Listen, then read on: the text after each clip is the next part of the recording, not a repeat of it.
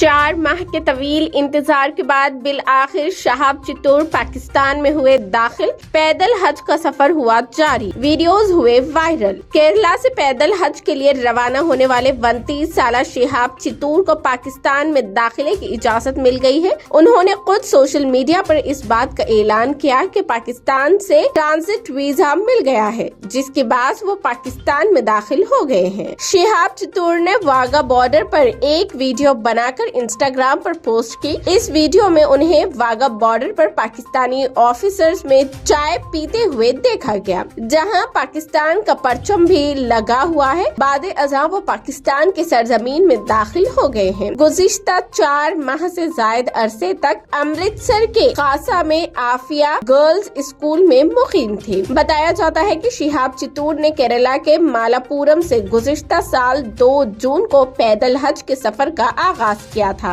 उन्होंने अब तक 3300 किलोमीटर पैदल सफर कर चुके हैं, जिसमें केरला से पंजाब तक 7 रियासतें शामिल हैं। शहाब चित्तूर गुज़िश्ता साल सितंबर में ही वाघा बॉर्डर के करीब पहुंच गए थे, लेकिन उनके पास ट्रांजिट वीजा न होने की वजह से वो सरहद पार न कर सके।